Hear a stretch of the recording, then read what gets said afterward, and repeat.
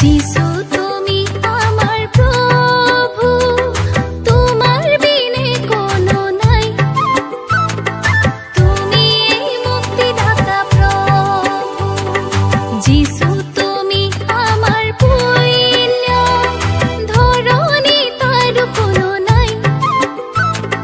তুমি এই আদি আর অন্ত। মহান ত্ৰাণকৰ্তা প্ৰভু যীশুখ্ৰীষ্টৰ নামত অভিনন্দন।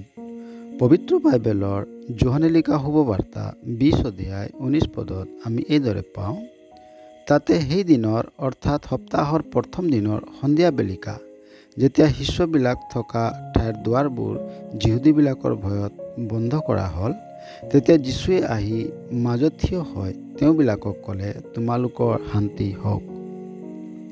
মানৱ জাতিৰ মুক্তিৰ বাবে ক্ৰুচত বলিদান হোৱাৰ পাছত প্ৰভু যীশুৰ দেহক মৈদাম দিয়া হ'ল।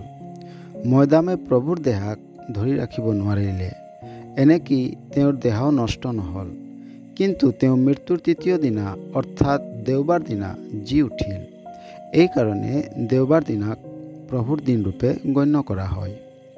যিদিনা প্ৰভু যীশু জি উঠিল, সেইদিনা শিষ্যবিলাকে যিহুদীবিলাকৰ ভয়ত ঘৰৰ দুৱাৰ বন্ধ কৰি ভিতৰত সোমাই আছিল।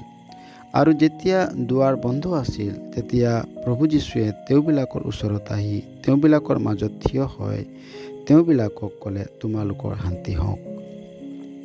পুনৰুত্থান হোৱা প্ৰভুৱে তেওঁবিলাকক পাপৰ দণ্ডৰ পৰা মুক্তি দি শান্তিৰ আশ্বাস প্ৰদান কৰিলে। পুনৰুত্থান হোৱা প্ৰভুৱে তেওঁবিলাকক মৃত্যুৰ প্ৰভাৱ ও ভয়মুক্ত কৰি শান্তিৰ আশ্বাস প্ৰদান কৰিলে। পুনৰুত্থান হোৱা প্ৰভুৱে তেওঁবিলাকক ঈশ্বৰৰ ক্ৰোধ ও দণ্ডৰ পৰা মুক্ত কৰি শান্তিৰ আশ্বাস প্ৰদান কৰিলে।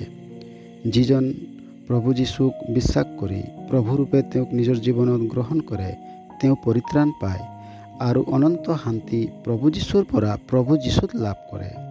এনে অনন্ত শান্তিৰ অধিকাৰী হ'বলৈ ঈশ্বৰে আপোনাক সহায় কৰক। ধন্যবাদ।